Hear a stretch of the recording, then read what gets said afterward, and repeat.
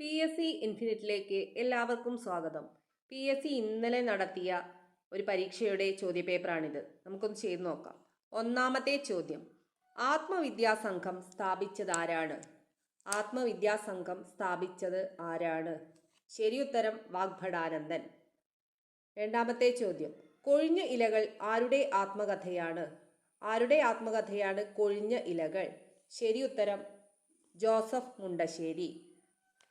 മൂന്നാമത്തെ ചോദ്യം, ആന്ധ്രാപ്രദേശിൻ്റെ നൃത്തരൂപം ഏതാണ്?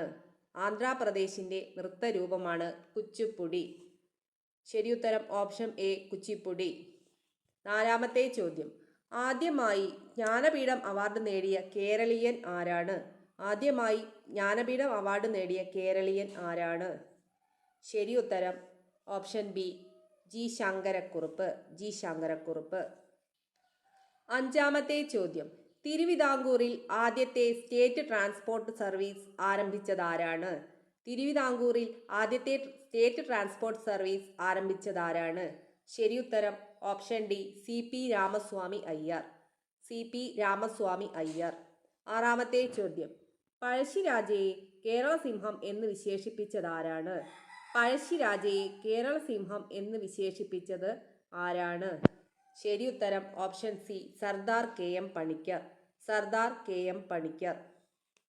ഏഴാമത്തെ ചോദ്യം, ഇന്ത്യൻ നവോത്ഥാനത്തിൻ്റെ പിതാവ് എന്നറിയപ്പെടുന്നത് ആരാണ്? ഇന്ത്യൻ നവോത്ഥാനത്തിൻ്റെ പിതാവ് ആരാണ്? ശരിയുത്തരം ഓപ്ഷൻ സി രാജാറാം മോഹൻ റോയ്. രാജാറാം മോഹൻ റോയ്. എട്ടാമത്തെ ചോദ്യം, ക്ഷേത്രപ്രവേശന വിളംബരം നടത്തിയ തിരുവിതാംകൂർ രാജാവ് ആരാണ്? ക്ഷേത്രപ്രവേശനം വിളംബരം നടത്തിയ തിരുവിതാംകൂറിലെ രാജാവ് ആരാണ്? ശരിയുത്തരം ഓപ്ഷൻ എ ശ്രീ ചിത്തിര തിരുനാൾ. ശ്രീ ചിത്തിര തിരുനാൾ. ഒമ്പതാമത്തെ ചോദ്യം, ബംഗാൾ വിഭജനം നടപ്പിലാക്കിയത് ആരാണ്? ബംഗാൾ വിഭജനം നടപ്പിലാക്കിയത് ആരാണ്? ശരിയുത്തരം ഓപ്ഷൻ ബി കഴ്സൺ പ്രഭു.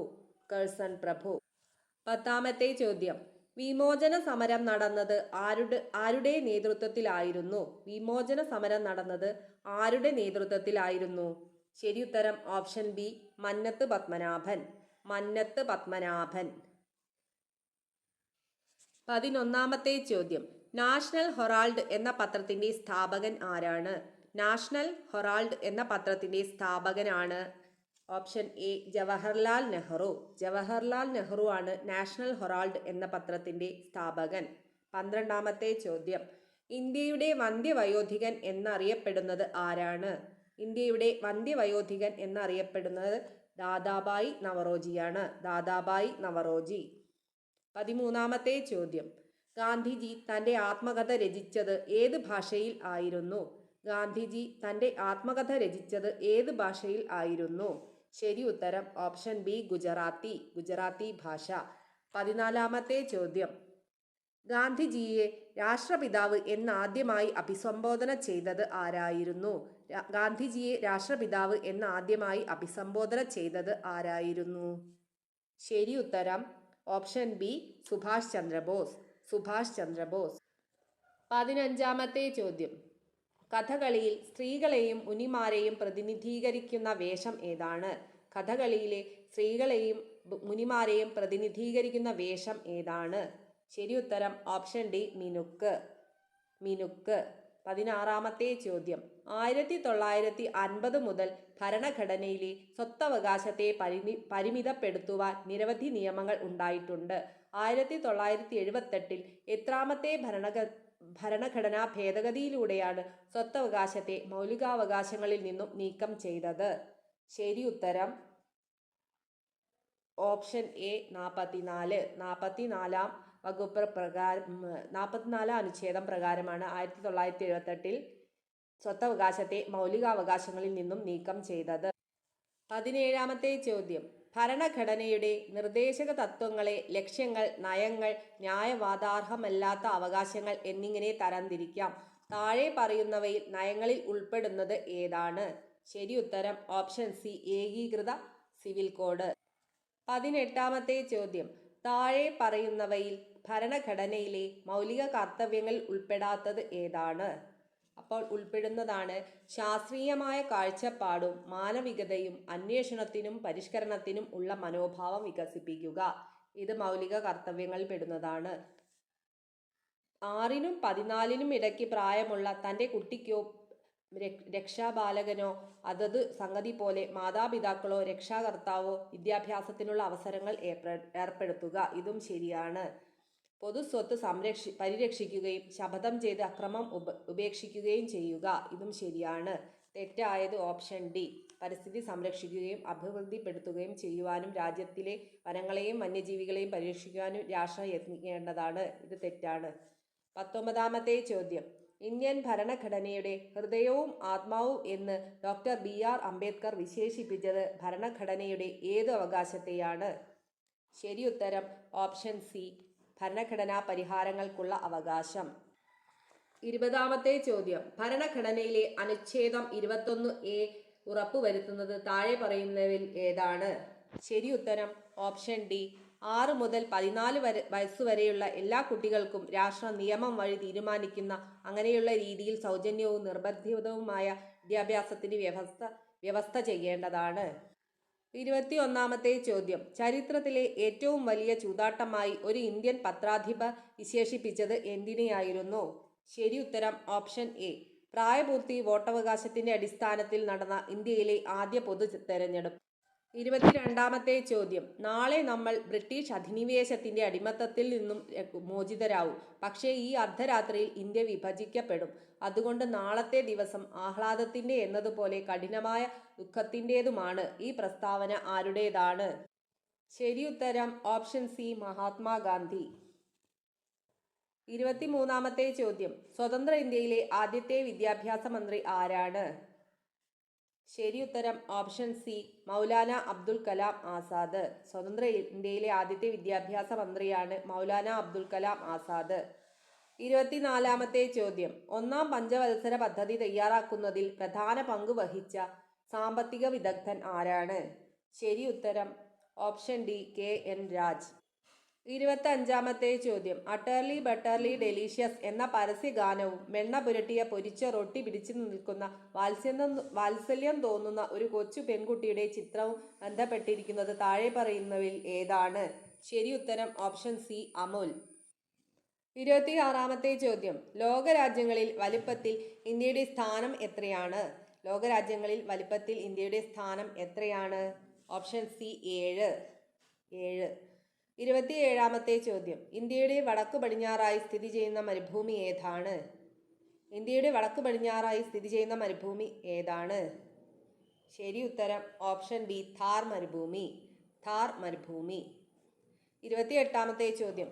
ദക്ഷിണേന്ത്യയിലെ ഏറ്റവും നീളം കൂടിയ നദി ഏതാണ്? ദക്ഷിണേന്ത്യയിലെ ഏറ്റവും നീളം കൂടിയ നദി ഏതാണ്? ശരി ഉത്തരം ഓപ്ഷൻ എ. ഗോദാവരി. 29-ാമത്തെ ചോദ്യം. അറബിക്കടലിൽ സ്ഥിതി ചെയ്യുന്ന ഇന്ത്യയുടെ ദ്വീപസമൂഹം ഏതാണ്? അറബിക്കടലിൽ സ്ഥിതി ചെയ്യുന്ന ഇന്ത്യയുടെ ദ്വീപസമൂഹം ഏതാണ്? ശരി ഉത്തരം ഓപ്ഷൻ സി. ലക്ഷദ്വീപ്. 30-ാമത്തെ ചോദ്യം. പരുത്തി കൃഷിക്ക് ഏറ്റവും അനുയോജ്യമായ മണ്ണിനം ഏതാണ്? പരുത്തി കൃഷിക്ക് ഏറ്റവും അനുയോജ്യമായ മണ്ണിനമാണ് കറുത്ത മണ്ണ്. ശരി ഉത്തരം ഓപ്ഷൻ ഡി. കറുത്ത മണ്ണ്. 31-ാമത്തെ ചോദ്യം. കേരളത്തിലെ ഏറ്റവും നീളം കൂടിയ നദി ഏതാണ്? കേരളത്തിലെ ഏറ്റവും നീളം കൂടിയ നദിയാണ് പെരിയാർ. Option C. പെരിയാർ. 32-ാമത്തെ ചോദ്യം. സിംഹവാലൻ കുരങ്ങുകളെ കാണപ്പെടുന്ന കേരളത്തിലെ ദേശീയോദ്യാനം ഏതാണ്? സിംഹവാലൻ കുരങ്ങുകളെ കാണപ്പെടുന്ന കേരളത്തിലെ ദേശീയോദ്യാനമാണ് ഓപ്ഷൻ ഡി. Silent Valley. 33-ാമത്തെ ചോദ്യം. നെഹ്റു ട്രോഫി വള്ളംകളി നടക്കുന്നത് ഏതു കായലിലാണ്? ഏതു കായലിലാണ് നെഹ്റു ട്രോഫി വള്ളംകളി നടക്കുന്നത്? ശരി ഉത്തരം ഓപ്ഷൻ എ. പുന്നമടക്കായൽ. 34-ാമത്തെ ചോദ്യം. 2 സംസ്ഥാനങ്ങളുമായി അതിർത്തി പങ്കിടുന്ന കേരളത്തിലെ ജില്ല ഏതാണ്? 2 സംസ്ഥാനങ്ങളുമായി അതിർത്തി പങ്കിടുന്ന കേരളത്തിലെ ജില്ല ഏതാണ്? ശരി ഉത്തരം ഓപ്ഷൻ ബി. വയനാട്. 35-ാമത്തെ ചോദ്യം. കേരള ഫോറസ്റ്റ് റിസർച്ച് ഇൻസ്റ്റിറ്റ്യൂട്ടിന്റെ ആസ്ഥാനം എവിടെയാണ്? കേരള ഫോറസ്റ്റ് റിസർച്ച് ഇൻസ്റ്റിറ്റ്യൂട്ടിൻ്റെ ആസ്ഥാനം എവിടെയാണ്? ശരി ഉത്തരം ഓപ്ഷൻ സി പീച്ചി. 36-ാമത്തെ ചോദ്യം.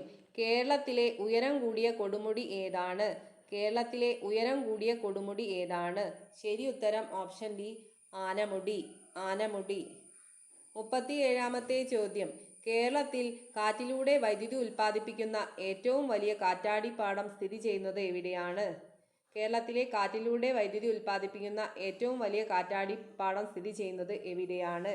ശരി ഉത്തരം ഓപ്ഷൻ ബി കഞ്ചിക്കോട്. 38-ാമത്തെ ചോദ്യം. കേരളത്തിലെ ഏറ്റവും വലിയ ജില്ല ഏതാണ്? കേരളത്തിലെ ഏറ്റവും വലിയ ജില്ലയാണ്. ശരി ഉത്തരം ഓപ്ഷൻ ബി ഇടുക്കി. 39-ാമത്തെ ചോദ്യം. കേരള ഹൈക്കോടതിയുടെ ആസ്ഥാനം എവിടെയാണ്? കേരള ഹൈക്കോടതിയുടെ ആസ്ഥാനമാണ് എറണാകുളം. ശരി ഉത്തരം ഓപ്ഷൻ ഡി എറണാകുളം. 40-ാമത്തെ ചോദ്യം. കേരളത്തിലെ ആദ്യത്തെ പേപ്പർ മിൽ സ്ഥാപിച്ചത് എവിടെയാണ്? കേരളത്തിലെ ആദ്യ പേപ്പർ മിൽ സ്ഥാപിച്ചത് എവിടെയാണ്? ശരി ഉത്തരം ഓപ്ഷൻ ബി പുനലൂർ. 41-ാമത്തെ ചോദ്യം. സാർവത്രിക ദാതാവ് എന്നറിയപ്പെടുന്ന രക്തഗ്രൂപ്പ് ഏതാണ്? സാർവത്രിക ദാതാവ് എന്നറിയപ്പെടുന്ന രക്തഗ്രൂപ്പ് ഏതാണ്? ശരി ഉത്തരം ഓപ്ഷൻ സി ഓ രക്തഗ്രൂപ്പ്. 42-ാമത്തെ ചോദ്യം. ശ്വാസകോശത്തിന്റെ സങ്കോച വികാസങ്ങളെ നിയന്ത്രിക്കുന്ന പേശിഭിത്തി ഏതാണ്? ശ്വാസകോശത്തിന്റെ സങ്കോച വികാസങ്ങളെ നിയന്ത്രിക്കുന്ന പേശിഭിത്തി ഏതാണ്? ശരി ഉത്തരം ഓപ്ഷൻ ഡി ഡയഫ്രം. 43-ാമത്തെ ചോദ്യം. താഴെ തന്നിട്ടുള്ള ജോഡികളിൽ ജലത്തിൽ ലയിക്കുന്ന വിറ്റാമിനുകൾ ഏതെല്ലാമാണ്? താഴെ തന്നിട്ടുള്ള ജോഡികളിൽ ജലത്തിൽ ലയിക്കുന്ന വിറ്റാമിനുകളാണ് ജീവകം ബിയും സിയും. ശരി ഉത്തരം ജീവകം ബിയും സിയും. 44-ാമത്തെ ചോദ്യം. താഴെ തന്നിരിക്കുന്നവയിൽ ബാക്ടീരിയ മൂലം ഉണ്ടാകുന്ന രോഗം ഏതാണ്? താഴെ തന്നിരിക്കുന്നവയിൽ ബാക്ടീരിയ മൂലം ഉണ്ടാകുന്ന രോഗമാണ് ടൈഫോയിഡ്. ശരി ഉത്തരം ഓപ്ഷൻ ഡി ടൈഫോയിഡ്. 45-ാമത്തെ ചോദ്യം. താഴെ തന്നിട്ടുള്ള സൂചനകളിൽ ശരിയായത് ഏതെന്ന് കണ്ടുപിടിക്കുക. അയോഡിൻ തൈറോയിഡ് ഗ്രന്ഥിയുടെ വളർച്ചയ്ക്ക്, അത് ശരിയാണ്. ഇരുമ്പ് ഹീമോഗ്ലോബിന്റെ നിർമ്മാണത്തിന്, അതും ശരിയാണ്. എല്ലുകളുടെ രൂപീകരണത്തിന് ആവശ്യമായത് കാൽസ്യമാണ്. ഇവിടെ തന്നത് സോഡിയമാണ്, അത് തെറ്റാണ്. ശരീരത്തിന് ആവശ്യമായ ജലം നിർത്തുന്നതിന് ആവശ്യമായത് സോഡിയമാണ്. ഇവിടെ കാൽസ്യം എന്നാണ് പറഞ്ഞിരിക്കുന്നത്, അതും തെറ്റാണ്. അപ്പം ശരിയുത്തരം വരുന്നത് ഓപ്ഷൻ ബി 1ഉം 2ഉം ശരിയാണ്. 46-ാമത്തെ ചോദ്യം. മലമ്പനി രോഗം പരത്തുന്ന കൊതുക് ഏതാണ്? മലമ്പനി രോഗം പരത്തുന്ന കൊതുകാണ് അനോഫിലസ്. ശരിയുത്തരം ഓപ്ഷൻ എ അനോഫിലിസ്. 47-ാമത്തെ ചോദ്യം. രക്തത്തിലെ ഗ്ലൂക്കോസിന്റെ തോത് കുറയ്ക്കുന്ന ഹോർമോൺ ഏതാണ്? രക്തത്തിലെ ഗ്ലൂക്കോസിന്റെ തോത് കുറയ്ക്കുന്ന ഹോർമോണാണ് ഇൻസുലിൻ. ശരിയുത്തരം ഓപ്ഷൻ ബി ഇൻസുലിൻ. 48-ാമത്തെ ചോദ്യം. കേരളത്തിൽ സർക്കാർ തലത്തിൽ നടപ്പാക്കിയിട്ടുള്ള മരണാനന്തര അവയവ കൈമാറ്റ പദ്ധതി ഏതാണ്? കേരളത്തിൽ സർക്കാർ തലത്തിൽ നടപ്പാക്കിയിട്ടുള്ള മരണാനന്തര അവയവ കൈമാറ്റ പദ്ധതിയാണ് മൃതസഞ്ജീവനി. ശരിയുത്തരം ഓപ്ഷൻ സി മൃതസഞ്ജീവനി. 49-ാമത്തെ ചോദ്യം. കൊഴുപ്പടിഞ്ഞ് ധമനികളുടെ വ്യാസം കുറയുന്നത് മൂലം ഉണ്ടാകുന്ന ഒരു ജീവിതശൈലി രോഗമാണ് അമിത രക്തസമ്മർദ്ദം. കൊഴുപ്പടിഞ്ഞ് ധമനികളുടെ വ്യാസം കുറയുന്നത് മൂലം ഉണ്ടാകുന്ന ഒരു ജീവിതശൈലി രോഗമാണ് അമിത രക്തസമ്മർദ്ദം. 50-ാമത്തെ ചോദ്യം. കേരള സർക്കാർ തുടക്കം കുറിച്ചിട്ടുള്ള അശ്വമേധം എന്ന പദ്ധതി ഏത് രോഗവുമായി ബന്ധപ്പെട്ടിരിക്കുന്നു? കേരള സർക്കാർ തുടക്കം കുറിച്ചിട്ടുള്ള അശ്വമേധം എന്ന പദ്ധതി ഏത് രോഗവുമായി ബന്ധപ്പെട്ടിരിക്കുന്നു? കുഷ്ഠരോഗവുമായി ബന്ധപ്പെട്ടിരിക്കുന്നു. ശരിയുത്തരം ഓപ്ഷൻ ഡി കുഷ്ഠരോഗം. വീഡിയോ ഇഷ്ടപ്പെട്ടാൽ എല്ലാവരും സബ്സ്ക്രൈബ് ചെയ്യാനും ലൈക്ക് ചെയ്യാനും മറക്കരുത്. എല്ലാവർക്കും നന്ദി.